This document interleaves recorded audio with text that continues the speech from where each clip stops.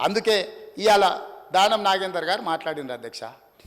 30 ఏండ్ల నుంచి వారు ప్రజాప్రతినిధి, నాకు తెలిసి మీకు కూడా తెలుసు.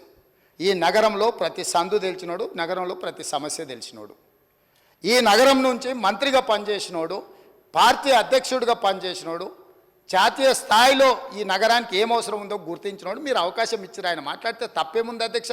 ఈ సభలో ఏ సభ్యుడైనా తమరు అనుమతి ఇచ్చినప్పుడు తమ ప్రాంతానికి సంబంధించిన సమస్యల మీద మాట్లాడతారు అధ్యక్ష. ఆదిలాబాద్ అడవుల గురించి, ఆదివాసీ బిడ్డల గురించి, అక్కడుండే ఐటీడీఏ గురించి ఒకవేళ మాట్లాడాల్సి వస్తే పాల్వాయి హరీష్కు మీరు ఇస్తారు అవకాశం. ఎందుకంటే ఆ ప్రాంతంలో నిత్యం ఉండేవాడు, అక్కడుండే పోడు భూముల కోసం కొట్లాడేటోడు, పోడు భూముల కోసం, ఆదివాసుల కోసం జైలుకు పోయినోడు, కాబట్టి ఆయనకు ఆ సమస్యల పట్ల అవకాశం ఉందని మీరు ఇచ్చుండవచ్చు కొన్నిసార్లు. అది మీ విచక్షణ అధికారం. మీ అధికారాన్ని ప్రశ్నించే అధికారం ఎవరికి లేదు అధ్యక్ష.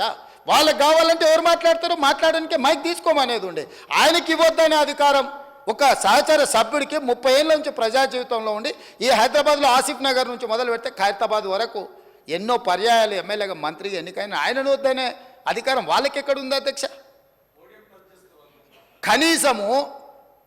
కనీస అవగాహన, విచక్షణ అన్నీ కోల్పోయి ఎవ్వరు మాట్లాడద్దు, మాట్లాడినంతసేపు మైక్ మా దగ్గర ఉండాలి, లేకపోతే మేము పోడియంలోకి వచ్చి అల్లరి చేస్తాం.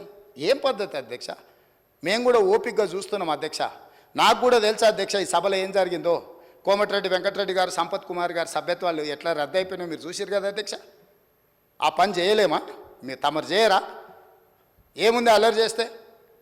ఒక 1/2 డజన్ మందిని రద్దు చేసినాం అనుకో అధ్యక్ష, బుద్ధి వస్తుంది. ఇంకోడు ఎవడాడికి రావాలంటే వెనక ముందు ఆలోచన చేస్తాడు అధ్యక్ష. అందుకే ఈ బిల్లు వాస్తవంగా ఇతర కార్యక్రమాలు ఉన్నా ఇది చాలా ముఖ్యమైనది.